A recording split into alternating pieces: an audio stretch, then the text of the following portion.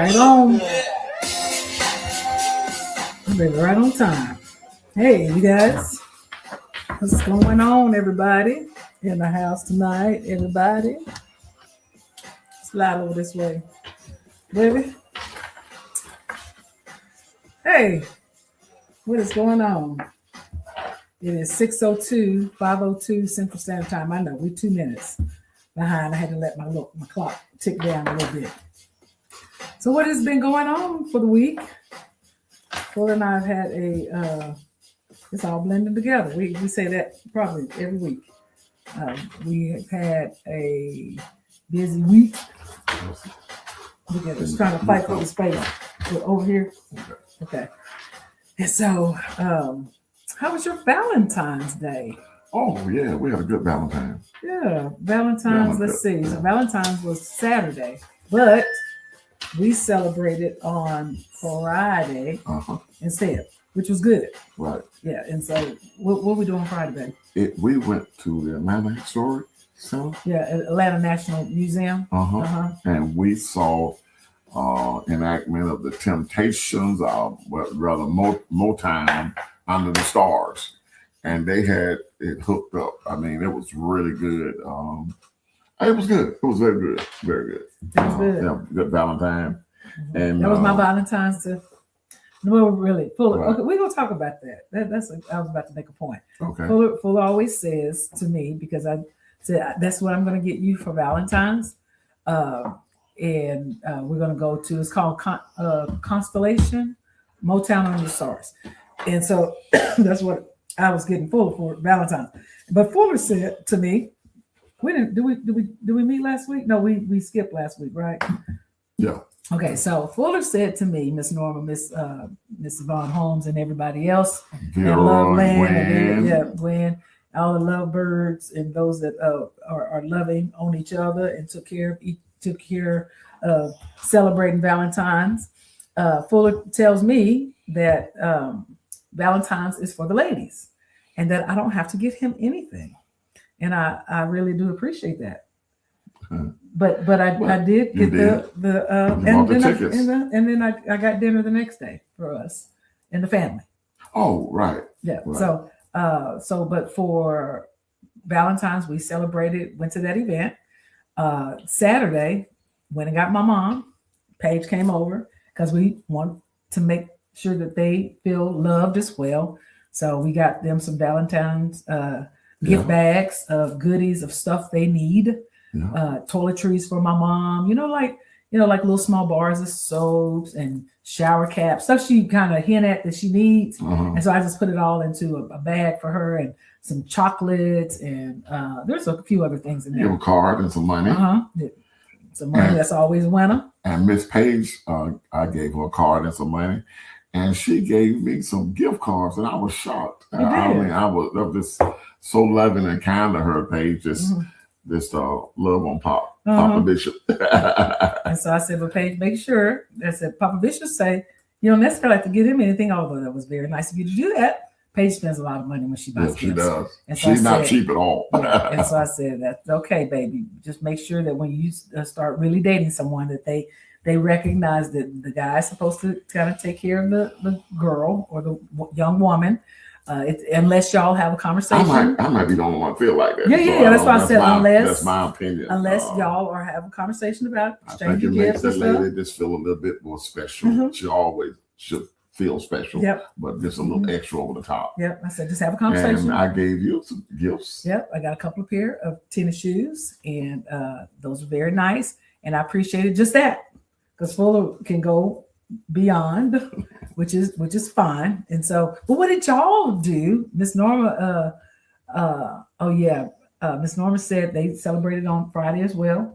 That was a really good day to celebrate, right? And then look, we decided we were going to try to go out and grab something to eat after it was off of West Paces Fair. If y'all have never been to the Atlanta National Historic Museum, you got to go. Yeah, I want to go back. Yeah, we were able to look around briefly, and I don't know if sometimes y'all see Fuller, he'll wear. I was looking up at his cap because he wears this cap, says the Atlanta Crackers, and I used to black crackers. And so I used to laugh at him because I said, Fuller, what what is this Atlanta black crackers? And so when we were in the museum, we happened to walk past a jersey, and it said crackers on it. Atlanta crackers. And so, it was the white crackers. Yeah. and then they had a Negro league started that was called the Atlanta Black Crackers. Really? Yeah, it was two different teams. Yeah, but they had a lot of history. You know, I'm sure some of you have been to the Civil Rights Museum. That's different. But they got Indians from when Indian was in Georgia. Darlene, me take this call. Indians when they was in Georgia in the mountains, and they had Indians, and then they had Mayor Ivan Allen, who navigated the mayor of Atlanta and navigated the civil rights movement along with Dr. King and other civil rights leaders. And he navigated that. And I was telling Darlene, my personal choice, I think that the Atlanta best mayor was Ivan Allen and then Maynard Jackson. I think those are my two favorite mayors of Atlanta. And she got a chance to see Ivan Allen picture. Look, Miss Norma said they had a romantic dinner. Where did y'all go, Miss Norma? And then we tried to, Miss Norma, we tried to go to Chops. Yeah. And Chops wouldn't even take us to 2 days. So they was full. And Chops and the lobster bar. And the lobster bar. And then we went over to, I thought we went over to one other place. No, we decided we were going to come. We were driving by the fish market. Yeah. And then but it was too many people. It was too many people on the car. Traffic was backed up right there, matter of fact. So we said, look, we'll just go home. And No. We went and got pizza. No, we said we were going to go home. But then we stopped and got Johnny's Pizza. Yeah. And which was really intimate. And it was, just us. Yeah, just us. So Miss Von Holmes says we did too. We had a wonderful dinner out, walked, held hands, and talked about guys. Oh, yes, he's good all the time. Hey, Nadine, what's going on, Nadine from Canada. Yeah. And so so we had a good celebration. Then Saturday we spent the morning, the day together, just loving. Went to a loving breakfast, a kind Valentine's breakfast, and it was. Wait, 11? Okay. Yeah. Okay. So we did. No. Full of ads, these nice little ads. Kind and loving breakfast. We did. Even though we waited a long we time. went to a new J.R. Christopher's in Newman. I didn't know it was brand new, but that thing was packed. And I told Fuller, we waited. They said 30 minutes. It ended up being an hour. We said, had we known, we could have went on and just went to. No, see, I want to stop by the original. No, you want to try the new one. Here we go. So, this is why this conversation today, Fuller ain't even seen the title of the conversation. He knows what we're talking about. It's called Silence of the Lambs. Y'all remember that movie, Silence of the Lambs? Crazy movie. Right. So, but it's the crazy stuff that we get upset about in our relationships. And so, but then on Sunday, went to church, enjoyed church service. Then we got on the road and went to Augusta. So that kind of brings us to part of our conversation, just, loving on each other. And, the last few weeks we had talked about the practicing the vocabulary, Miss Norman, Miss Yvonne Holmes, practice the vocabulary of silence. And sometimes, Darlene, let me just talk about Darlene, because I know none of y'all have this problem with keeping your mouth closed. And, but I sometimes do, and I may wear a part of my expressions on the face. And so, but Fuller and I drove out to Augusta, Georgia, visiting Fuller's brother's wife. And, I was thinking about all the things that, sometimes she's in the hospital. So we went.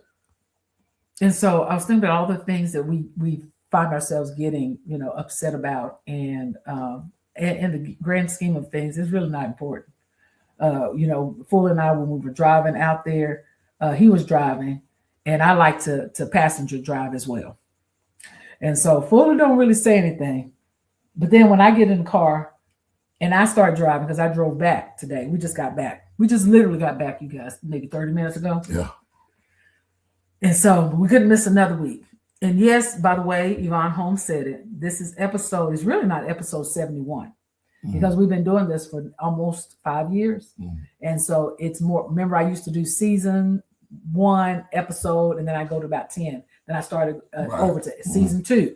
And so it's probably more like 600, episode 600, because it's 365 days in a year. So we've been doing it for 5 years. So we didn't do it every single day, but that's right. Minus the weekends. Monday, yeah. But so it's beyond the 71 episodes, but I just kept it going. So Fuller and I we were driving, and I was driving back, and of course I started. I tried to go to sleep. I drove back for a little bit, and I didn't go to sleep.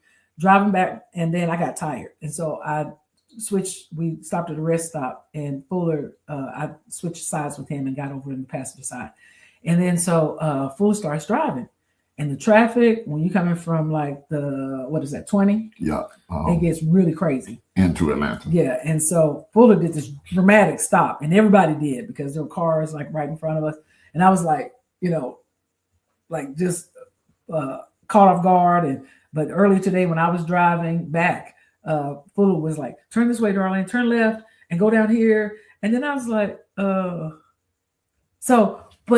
I brought all the driving up because during the driving part, whether Tim or me, each of us have these little quirks of, well, probably I do it more than Fuller does, about how Would you say that? Would you say that quite a bit different? You always criticize my driving. I don't. Oh, yes, you do. No, you don't criticize. You tell me how to drive.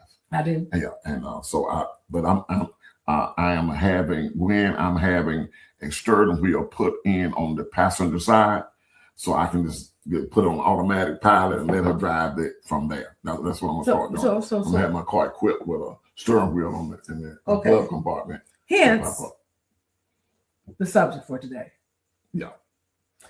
So you said you remember the movie, the crazy movie, Silence of the Lambs. Right. I tried to make this little jokey joke about silence, practicing the vocabulary of silence. So Silence of the Lamb. And so I kind of went back and looked up what Silence of the Lambs was about because it was something crazy. But so are sometimes our relationships. So let's see. I got 1 minute to share this. But the Silence of the Lamb refers to a moment of emotional peace. It said after trauma. Mm-hmm. Maybe I'll be causing some trauma. You do. Yeah. I just deal with it. You just deal with it in my own way. And it says when the screaming inside someone finally stops.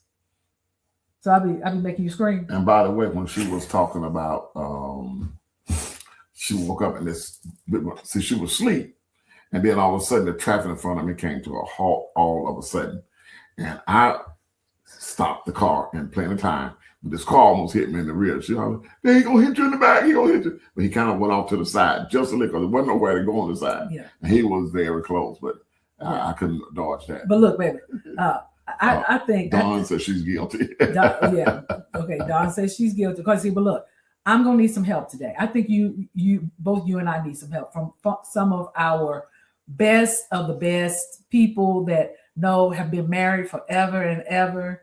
They can come on here and maybe help guide us into this practicing the vocabulary of silence. See, our studio audience don't know nothing about what we about to present tonight. Right. So we in 15 minutes. Okay. And so y'all gonna have to give us an extra 10 tonight.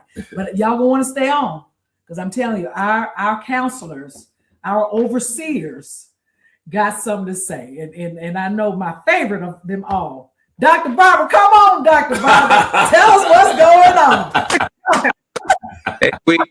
We late, but we made it. Y'all made it. I saw y'all in the background. I was like, yay! Well, GodFidence fan, we have our favorites on Dr. Layden and Dr. Barbara, and this my friends. I just love Rick V and Barb, and spent a lot of time with them, a lot of time in their house. So we're so glad to see you. Maybe y'all can help us out.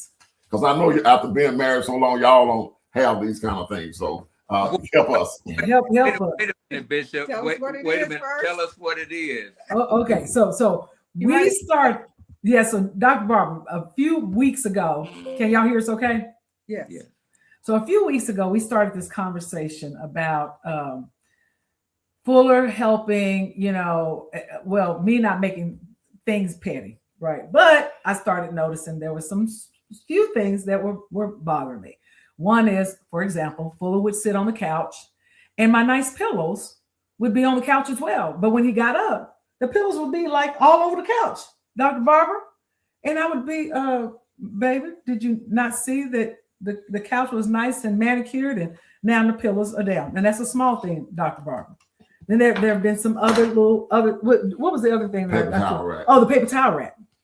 So we were talking about the small things that cause us in our relationships to get a little bit bothered.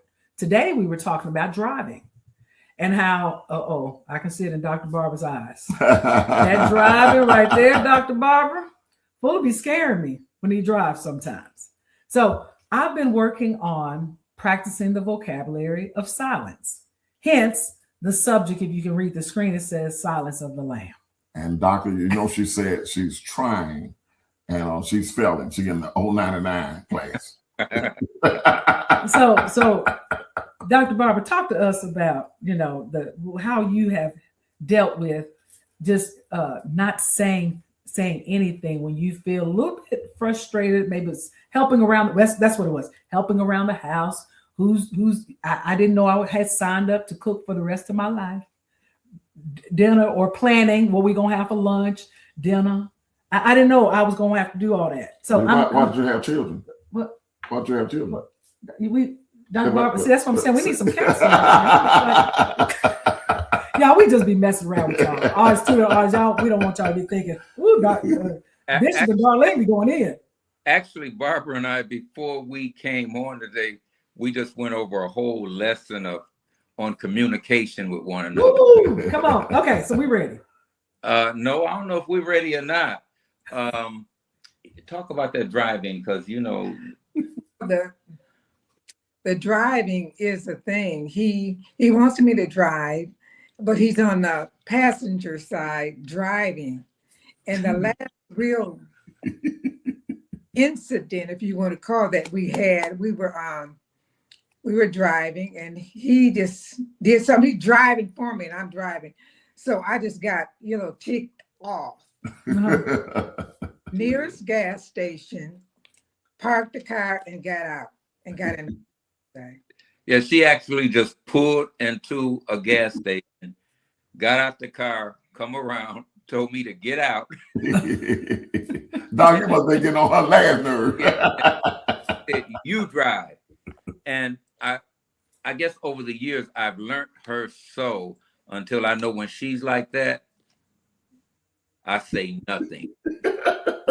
I just do. We got 48 years of marriage. We're going into 49. Praise God.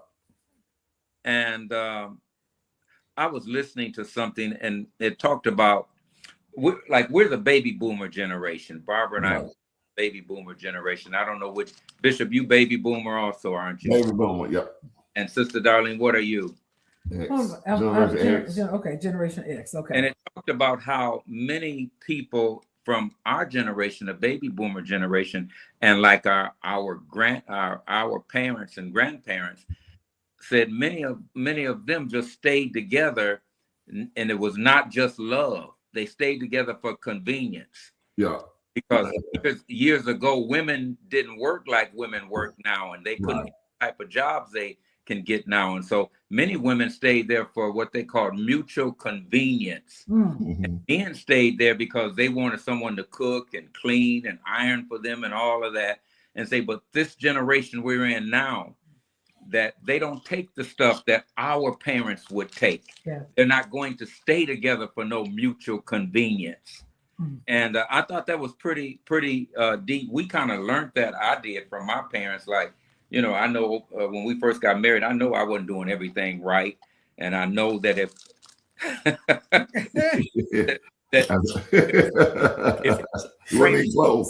she wouldn't have stayed with me, because I used to like to have everything my way, and I had to change in order to keep her. And it's just, she would just let me say whatever I wanted to say. And one day I woke up, Bishop, Sister Darlene, I woke up and looked like I woke up with a different woman from what I went to bed with. Your love tank being filled, I think my irritation tank had got full. Okay. Did you say full? Full. Running over. Running over. That's running over. What do you mean, Doc? She changed? She started telling me what she no longer was going to take. Oh. thing. She was out of here. And I think sometimes in marriages, we fail to be truthful with one another in the early stages if we don't have the proper counseling. And those marriages end up in a shipwreck because when people really get tired of your mess and things boil over, no matter how nice, no matter how kind you seem to be to them, maybe sometimes what you're thinking is kind to them is not kind to them. Right. Almost like, your wife cooks tuna casserole and you eat it and you hate it, but you eat it, and she's been cooking it for 10, 15 years. Yeah. Whole casserole, and you just hate it, and you just say, well, I can't take no more of this casserole. And say something about it. Her feelings are hurt. She would appreciate it if you had been honest and open with her from the beginning. Yeah. We appreciate someone being honest and open with us. Not meaning that we're going to hurt your feelings. It means that we need to have a communication, a dialogue on what I like, what I don't like, what I'm going to do, what I'm not going to do. I listened to you guys the other week, and I think, Bishop, you were talking about how you normally don't cook. You'll take Sister Q out for dinner, or y'all will go out to eat and so forth. And I really listened with a lot of intensity, because there are certain things I can cook. And I took and asked, right after that, I asked Barbara, I said, you want me to cook this today? You want me to fix this? And these particular dishes she liked, I don't think you want me cooking anything. I can't cook. No. But there's and I just saw the glow on her face, like, oh, wow. But, also I would enjoy the trying of something, even though if it came out badly, I would like for you just to try and show me that you cared in that way. And we could have, communication about that. We could talk about that. We could laugh about that. I could make you feel good, even though it was, it was taste terrible. A little car wreck. Like today, I told her I was going to cook. We just got back in town from spending a week out of town. And I said, I'm going to cook this particular thing on today. And she said, okay. And so we sat around a little longer. And then she said, Rick, we just got back in town, and she didn't put this in. It's not like we're broke. But she said, we spent a lot of money going out of town and doing this. She said, why don't you just go on and cook what you talked about cooking? I said, no, the money don't matter. She said, I know it don't matter to you. We end up ordering something into the house and ate. We've learned over the years, it's just learn how to flow with one another. It ain't worth the going through a day or 2 days, us not having communication, because that's so important to me. When she's not communicating with me, I don't feel right. I can't preach right. I can't even go you guys right. And it's seen on my face and in my actions. Yeah, and I can understand that, because if you upset with the other person, your wife, your spouse, and you love them and you carry that burden around. Nothing goes right. Nothing goes right. Yeah. When the wife is happy, mama happy, the house is happy. Mama mad, the house is mad. I thought that might come up today. I hear men say that all the time. If wife happy, happy house. Happy. That ain't true. If the brother ain't happy, come on. Both got to be happy. Yeah. Happy wife, happy life. Happy husband. But I think it wears hard on the brother that it do the sisters. And we talked about the communication, and as I was studying, we seen that the first level of communication is called like a stair step. First level of communication is what they call hallway communication. Just how you get on an airplane with the stewardess and they just, hello, how are you? Hello. And when they be saying hello to you before you get to them, that means that they really wasn't paying you any attention. It's just something to say. And many marriages go on for years like that with cliche talking. It has to get deeper than just surface talk. And then the next level they talked about is the reporter level. That's where you just report the facts. How was your day? Fine. Did you eat at lunchtime today? Yes. No, tell me what you ate. Let's go into it.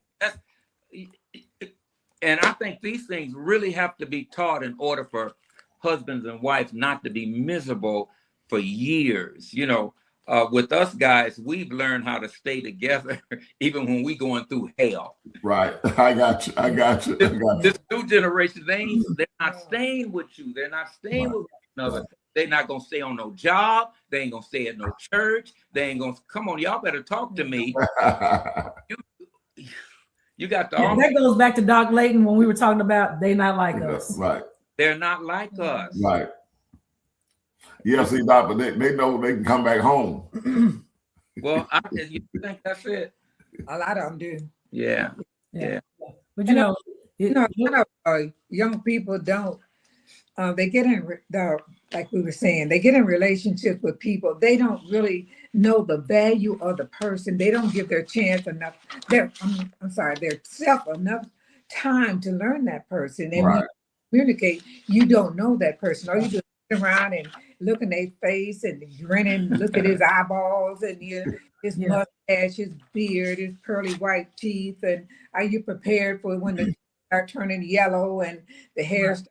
You have to know that person, and that makes life so interesting. People need to realize that life, marriage, communication with people, friends, all that stuff is interesting to me. I get to learn people.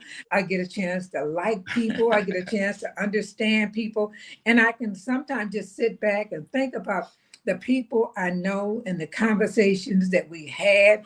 And I actually can sit back and just start laughing and grinning. They're not even in the room, but I'm laughing who they are. And I really like that. That's that next level from that reporter level. The next level is like a level 3. That's called intellectual talk. That's the level to where you begin to wonder, what are you thinking? Instead of always you trying to be the one that leads the conversation. How are you? Yeah, who are you? Sometimes Barbara asked me, she said, tell me something that's been hard to tell me. Tell me about what happened during this time. When we were in the airport yesterday, I told her a couple of things. Well, a couple of things happened to me. And she just laughed. We got on the airplane. Everybody on the airplane I had to shut the girl up. She was just laughing at me, you know. They lost carry bags, rollaway bags. We left it. We trying to run and get somewhere. And I left $5,000 in cash in the bag. Went out and couldn't get back in. The airport had shut down. And she was on her phone typing. What did you type? Tell them what you was typing. Well, how was I acting first? Well, let me tell you how I wrote down, never carry more than a certain amount of money. Remember to have credit cards. And then after that, I wrote. Because she said, Ricky, you don't need to carry the kind of money you carry. She said, you got all these credit cards. We can charge up to the moon on them. And then he was like kind of on the way to going through. And I typed out. What you mean going through? You know, when you lose money like that, you know, out there, you just, and that cash money. I typed out nervous breakdown on the way. He kept saying, I'm telling the kids, I'm going to call Nehemiah, I'm calling the girls, I'm telling them you had a nervous breakdown. That is funny. I said, no, I said, Barb, how can I be so stupid? Just so stupid. And she was just like sitting back like, yeah. Because he is my friend, I care for him. No way was I gonna let him go down that road. No way. Right. And tell him what you told me. She said, stop it. She said, if you calm down and we get an agreement, God will give it back to you. And so I calmed down for a little bit. And all of a sudden, the guy where I had left the bag, because they wouldn't let us back upstairs, he come down and I said, sir, did you see my bag? And he said, yes, I sent it over to Lost and Found or somewhere, and it's on the other side of the airport, but you can't get it till tomorrow. I told him, I'm not leaving this airport till I get my bag. I said, I had a lot of cash in there. You know what happened? That man walked over, got my bag, brought it back, and every dime that I had put in the bag was in it. Amen. Praise God. girl that was downstairs, she was calling calling everybody and calling supervisors. I said, ma'am, if you help me find my bag, I said, it means so much to me. I will give you $500 on the spot. Boy, that girl tracked down everybody. And I know she did. And at the end, she didn't really find it, but she did everything she could. Effort. Got that bag, I walked over and gave her 5 $100 crisp bills. That girl let me lead her to Christ. She got full of it. That's it. I don't Opportunity. It has to do with silence, but I was about to get upset with her for telling me to calm down. You know what I lost? You ain't taking this serious. She said, Ricky, please just calm down. Don't have a nervous breakdown. She said, we got plenty of money. Right. Look, Fuller always says, Doc Layton, he'll say, look, Darlene, listen. No, he'll say about himself, listen to your spouse. They sound a lot like the Holy Spirit. Yeah. Sometimes you just got to pause. Yeah. Listen to your spouse. They sound a lot like the Holy Spirit. Even when you don't want to listen, listen to your spouse. That's so, what I've learned. Also, listen to to your pastors. Mm-hmm. They sound a lot like the Holy Spirit. Yeah. When they hear God speaking to them, most time it sounds like they pastor. Mm-hmm. Yeah. But this girl calmed me down, and we had to laugh about it. Happened that I can't even tell on here. We were there, and this girl, she loved laughing at me. Yeah. I don't know, just situations and things just come up, and you're there.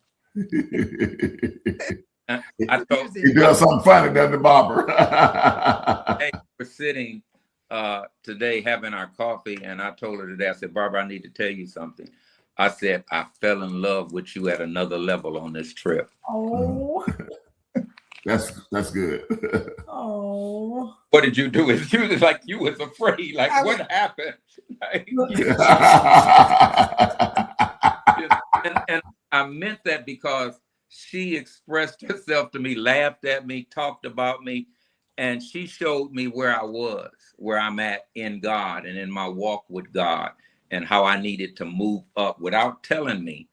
And also, I was thankful that I could go through those things without me blowing up, screaming, hollering, something I would have did 35 years ago. Uh-huh.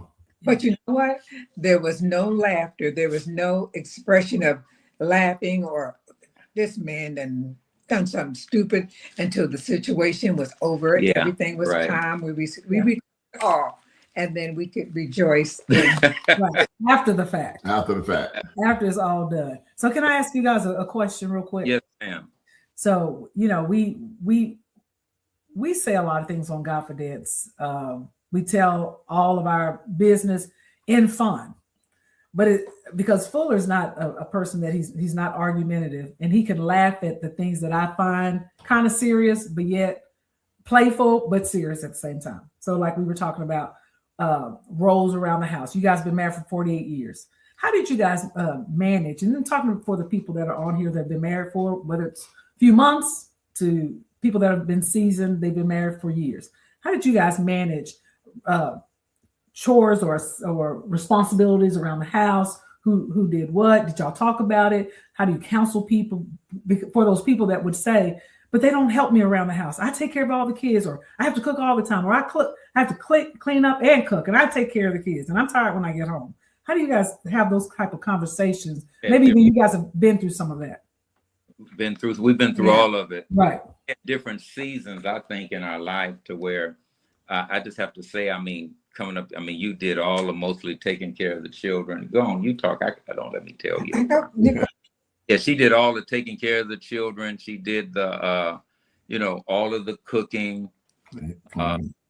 For a while, all of the cleaning. She did everything. I just went to work, came back, thought my plate gonna be on the table. Ooh. Till one day I came in, it wasn't on the table. I told you guys, I went to bed with one woman, and I woke up with the same woman in the bed, but with new attitude.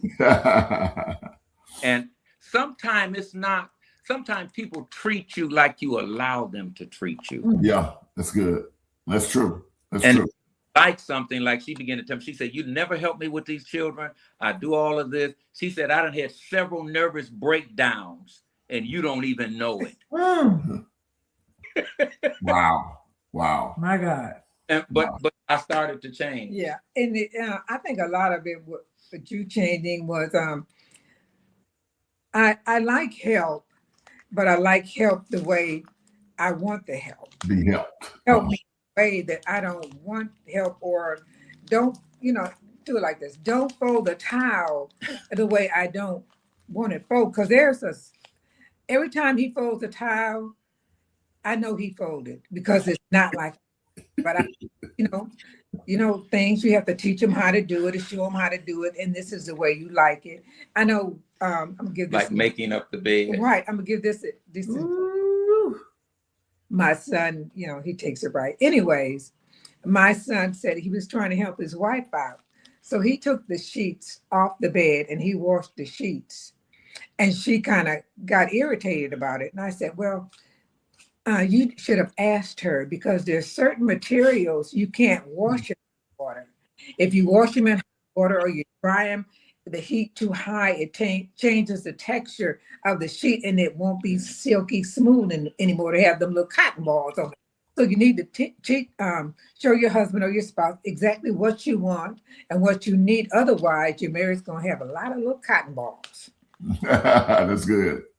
And a lot of times we'll go on over the years, we've learned to just take a day or so and just talk about, Barbara, how can I help you better? How can I change? Is there some areas I need to change in?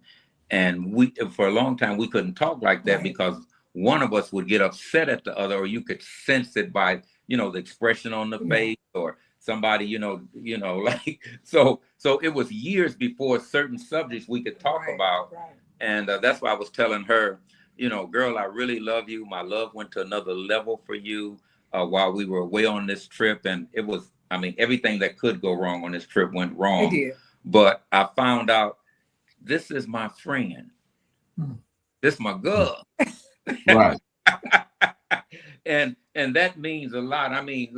48, we're going into the 49th year this year. Yeah. Wow. And still together, still loving one another. And everything don't go right every day. Some weeks it don't go right. And you're always working on something. Yeah. You're always working on something. I'm going to give this example and just put it out there so maybe he'll hear it again. Who, me? Yeah, you. Okay. He is a shoe man. Huh? Shoe man sometimes. I'm a shoe man. Yeah, you like shoes. And I never like anything under the bed. I don't want no shoes under the bed. And he would leave his shoes up under the bed. Oh, you talk about getting ticked off? I would have 5 and 10 pair of shoes under the bed. And then I got to go up under there and get them. But tell them what at that one house, what I did. You had a shoe rack made for, I don't know how many pairs. About 100 pair of shoes. Yes. I've been in that room, Doc. Yeah. I remember that. That he really did, Bishop. You seen it. Right. But take him 2 weeks. After 2 weeks, he would gather all those shoes up and take them up to that room. But before they got up there, they were downstairs up under the bed. So then she turned around and went and bought a shoe case where I could put shoes in the case and slide them under the bed, where she just didn't like stuff like that. And, right. And it took a while, though, before I just learned how to do that. And so it can be just little things like that. Yeah. That's why I was telling Darlene, see, I didn't know anything about, she wanted me to put the pillow back. I didn't know that because I just leave a paper towel laying, but she wanted to roll all the way up. And see, I would leave it laying down. So I said, if that bothers you, why would you communicate that to me?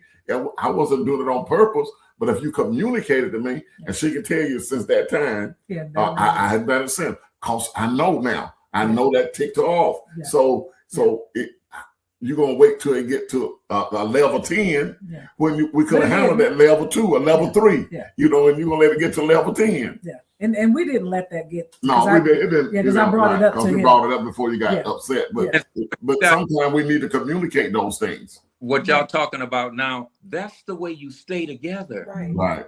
It's Yeah. communicate. I think the scripture calls it, be ye angry and sin not. Let not the sun go down On the wrath, yeah. your anger, Yeah. on your hostility. Yeah. And Yeah. so we Like learn. what you said, love different seasons.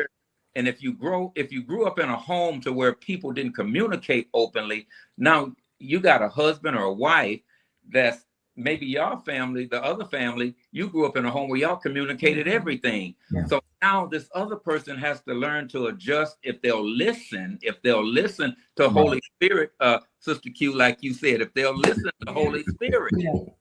Yeah. Yeah. And This is good. never forget what you liked about that person, what you loved about that person, the way they are inside. Never forget that, because sometimes we have things that when we let things bother us, we can't see that person. We can't can't see qualities. And it's important that we make sure that we see those qualities in the person that we chose to live our life. You told me that yesterday. Remember, we were in that place eating, and that couple came in, and young lady sit on one side and the guy sit on one side. And when I looked up and the girl looked up, she smiled at me and said, hello. And this guy just went off on her. I mean, went crazy. And Barbara and I left. I was telling her about it. She said, Rick, that's probably what he liked about her when he met her, how outgoing she is and how funny she is. He didn't forgot the things he really liked it about her. Yeah. Mm-hmm. I think sometimes we do that, and then we change the person, Right. and now we're with someone that's phony Yeah. because we don't let them express their true self. And we wonder why our marriages are not happy, because we don't let that person express themselves. They change, and you look like you don't even realize that you're not dealing with that happy-go-lucky person anymore. Because you're dealing with a mean, irritated woman or a mean and irritated man, because you won't let them express themselves, and you won't see them like you seen them when you first start talking to them and engaging with them. Does that go back to communication, guys? Yeah. And then the generation before us, you know, they didn't talk about stuff like this. No. You know, they weren't having an open conversation like this. So we, and especially black men, it always said black men don't talk. You know, we don't talk about personal, intimate things that feelings. We don't talk about things like that. Like a man don't cry and all those kind of things. All that foolishness, you know, that were handed down. Foolishness. And so we're just getting. I think our generation, Doc, is the first generation now, and it took us a long time. It took us being married 30 years to start learning how to talk, communicate, talk about our feelings and what hurt us, and I'm depressed. You know, I mean, those are no for a man, you know, because that was a sign of weakness. I need to talk to somebody. Oh, you didn't do that because you're a man. You know, I can't talk to nobody. I'm a man. So you got to get. I read a story to Barbara today about that. It's strange. You know, she used to say, I like you to read to me. She likes me to read to her for whatever reason. But anyway, I was reading a story today where this man or this woman told her husband, she said, honey, I'm just depressed. I just don't know why. And he turned around and said, you depressed? All this stuff you got, all I do for you, what you got to be depressed about? Okay, and when people treat you like after a while, you stop being open. Right, you're not going to be open. Right. Yeah. Communicating, and before you know it, as I heard our pastor, Dr. Dollar, say, then there's that wall up. There's all in between the two of you, and then nothing can get through it. Yeah. And so and I think that's what we've worked on for 50-something years. We've been knowing each other 50-something years. Yeah. And that's what we've learned how to really stay together with the communication. Because, I mean, the early days, I don't know how we made it to 48 years. And that's what happens with young couples. When that wall go up like that, some guy on that job, some guy at the water fountain, some guy at Starbucks is going to listen to you, and you can talk, and then they're gonna get a soul tie to you because they listen, because the husband won't listen. And so a lot of affairs is not all about sex. Sex is the bottom line of an affair. Yeah. But see, what happened is we don't communicate, and so somebody they're gonna listen to my wife or listen to me, and then and when we become connected, when that shouldn't be, because we are enough for our wives and our wives is enough for us. But we got to release some things with each other and make some deposit and withdrawal from each other to be made whole and to be that one that God wants us to be.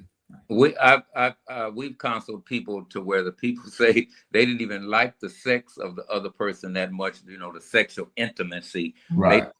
Person's conversation, the sex was terrible, but they say, but that joker know how to talk. All right, then. Now, to some people that sounds crazy, right? Many times we're craving for somebody, as you said, Bishop, just to listen to us. Right. Yeah. Barbara used to tell me, she said, Ricky, I don't want no response. What? You don't want I just want you to listen. Right. I know what to, she said, I just want you to pay attention. Because see, we always try to solve the problem. Right, see, she didn't want a problem solver. She just wants somebody to listen. Because I'm guilty of that. He says something, I'm already solving the problem in my head. I'm already figuring out how I can get it done. She just want me to listen. Just want you to tell you right. about it. But I appreciate when I'm talking, especially when we first met, he would do this. Just looking at me. I'm like, what?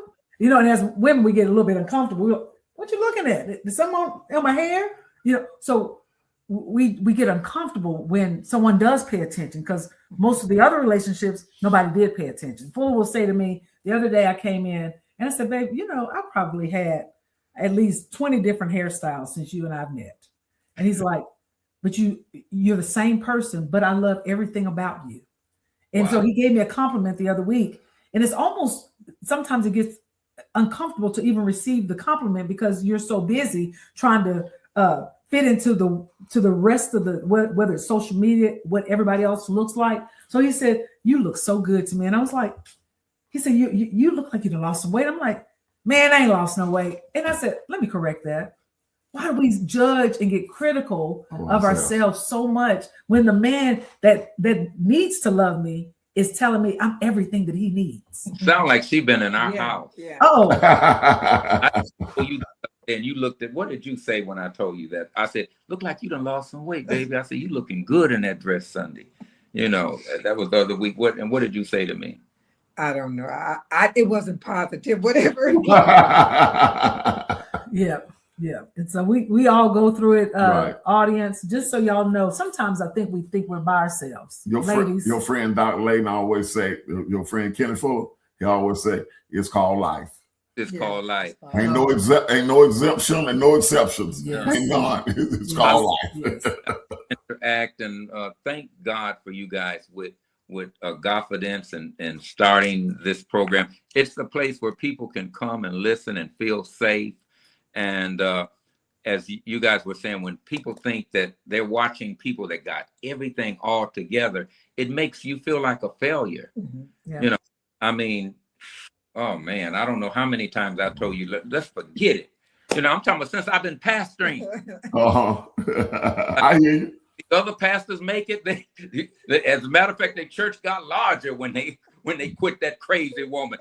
And then the Lord said, now you got to apologize. Right. And so we done been through things, and she tell me, well, just forget, I'm gone.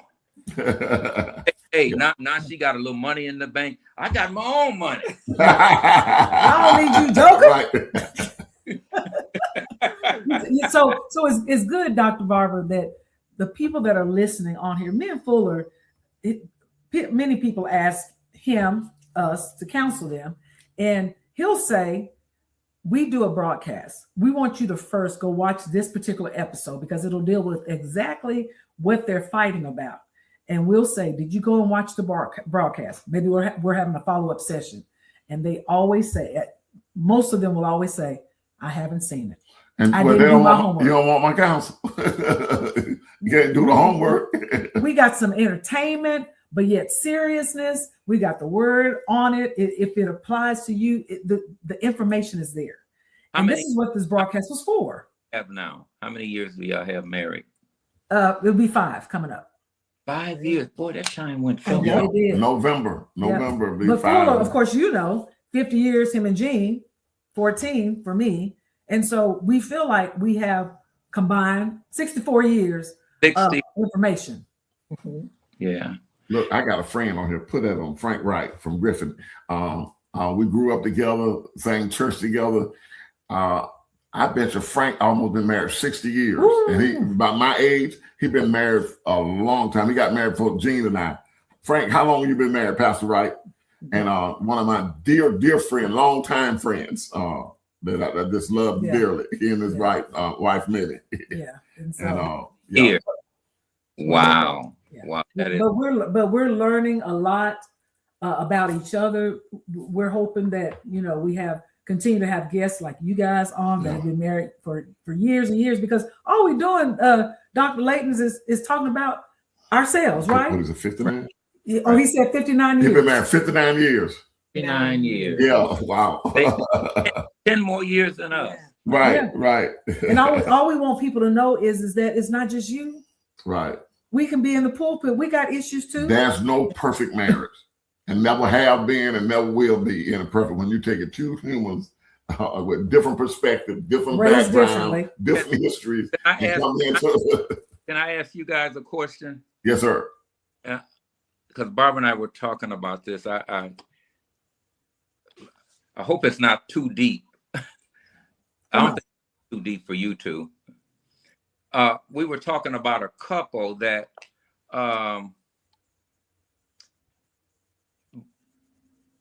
got married, and their spouses had same situation with you guys. Spouses had passed away and so forth.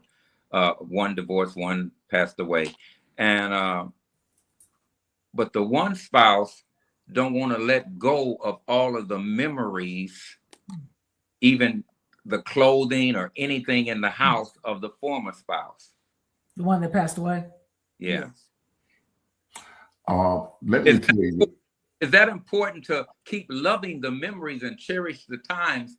But are you cheating your new spouse by continually holding on to objects? I'm not talking about memories, but objects. Let me say this, Doc, because my situation, Darlene was a widow much longer than I was. Two things I want to say. He need to get rid of all that stuff. Now the pictures, stuff like that. Now Darlene is got pictures of Jean up in this house. Yeah. Because she's not gonna deny me of those memories. And she's not selfish. No, we ain't talking about pictures, bitch. We talking about dresses. And no. I'm saying all that stuff needs to go. Yeah.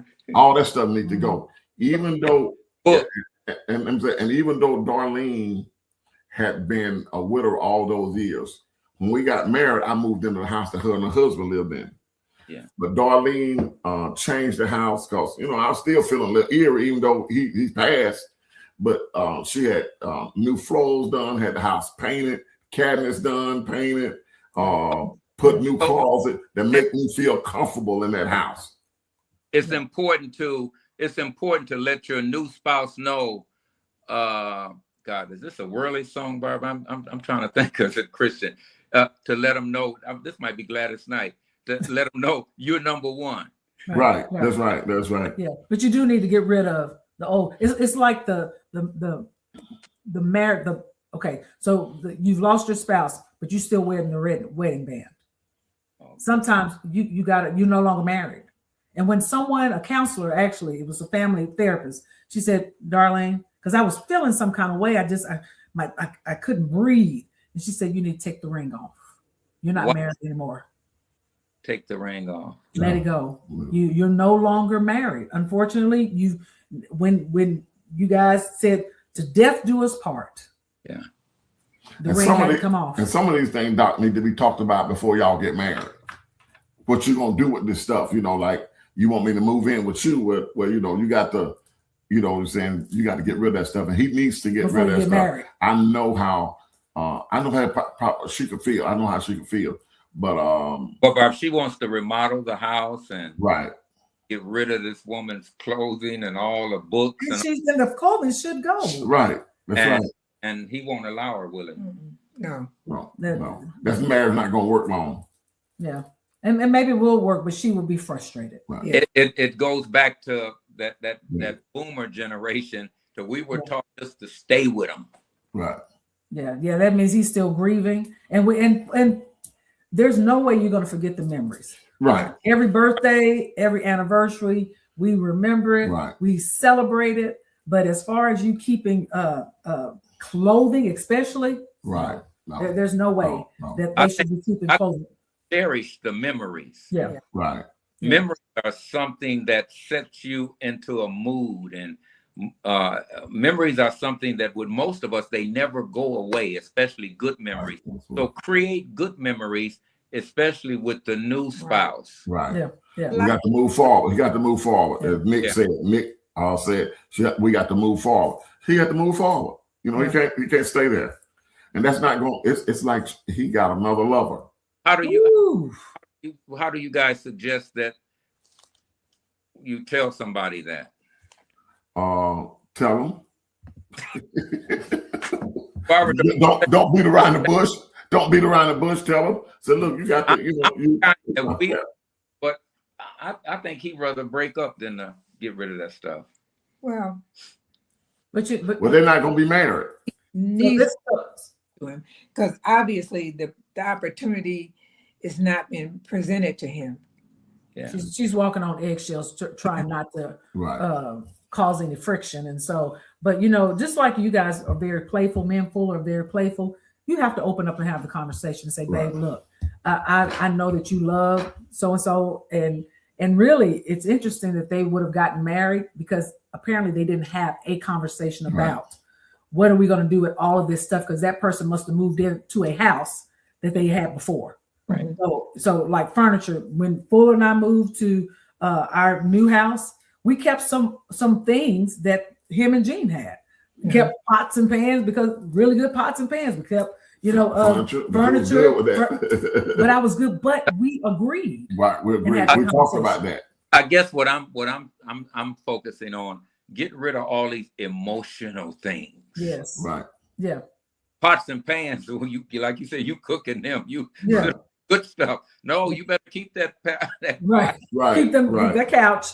Right, the couch. Yeah. With the clothing and all of that. Yeah, all of that. Those things need to. Right. You just need to have like you guys said. Have a conversation. Yeah.